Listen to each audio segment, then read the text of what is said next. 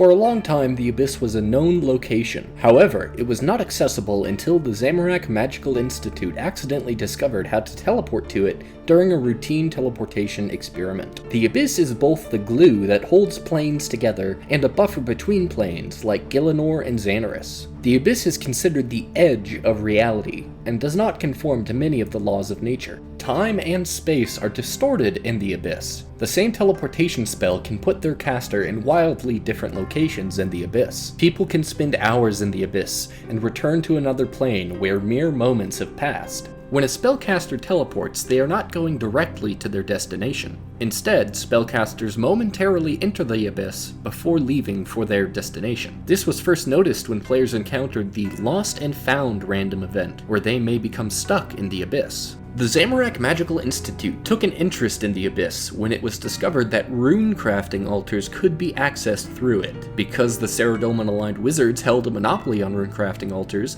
the alternate method of accessing altars allowed the ZMI to even the playing field in terms of acquiring runes. Creatures in the abyssal area that the Mage of Zamorak teleports players to drop rune essence pouches, furthering the area's connection to rune crafting. The Abyss itself is unusual in that it seems to be a living thing. The fleshy and organ-like appearance of the Abyss indicates that it is not a planet, but an enormous creature. This is further supported by the introduction of the Scar in Desert Treasure 2, where players can see neurons the size of people. Finally, the Abyss is habitable for abyssal creatures, although it is uncertain whether these demons play a role in keeping the Abyss alive like blood cells, or are independent creatures.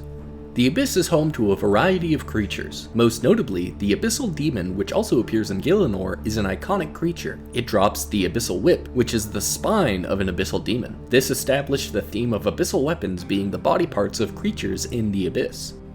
The Abyssal Sire is a higher order of abyssal demon that has integrated itself into the walls of the Abyssal Nexus. It blurs the line between being separate and part of the Abyss. The Sire is most notable for the Unsired drop. It can be used on the Font of Consumption to receive a variety of weapons and cosmetic rewards. Yes! Yes! Yes! Oh yes. Look at that. Oh. I'm so hyped. Much like the Brimstone Ring, the Abyssal Bludgeon drops in 3 parts and must be combined at the center of the Abyssal Nexus. There you will find the Overseer, a chimeric amalgamation of various demons that helps the player create the Abyssal Bludgeon. This is a trick by the Overseer, and the creation of the Abyssal Bludgeon provides it with enough energy to escape the Abyss.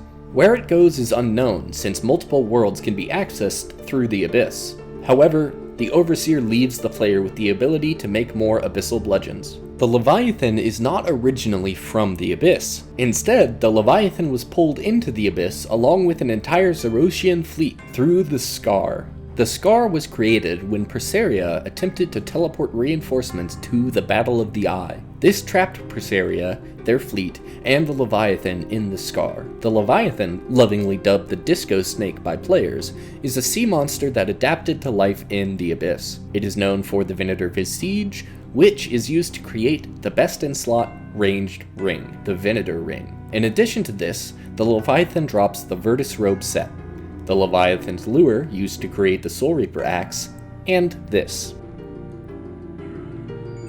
Holy shit! Holy shit! Dude! I got the pet! I got it! Little Leviathan on 42! Holy fuck! Congrats! That's like a 1 in 2,000. Look at this dude, he's awesome! Well, I'm glad that you won't have to spend millions and millions of hours to get it this time. The Leviathan has an awakened version, which can be fought using an Awakener's Orb, and is considered one of, if not the hardest PvM encounters in the game currently.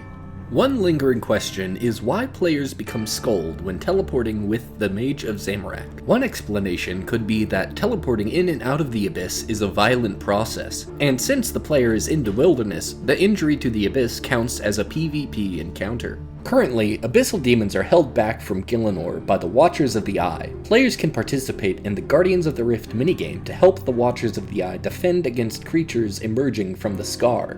This battle may not be the only place where Gielinor and the Abyss connect, since it is shown that powerful magic can punch a hole between planes. It is unknown if any new rifts could form, or if existing ones could be closed. But the Abyss is not going away. It is a dangerous tool and a living thing. More research may be conducted on the Abyss, but as seen with other experiments in RuneScape, something could always go wrong. Thank you all for watching. I'd love to hear your theories about the Abyss in the comments below. If you liked this video, feel free to check out my other content. And if you like what you see there, feel free to subscribe. I hope you get spooned on the drops you're chasing, and as always, have a wonderful rest of your day.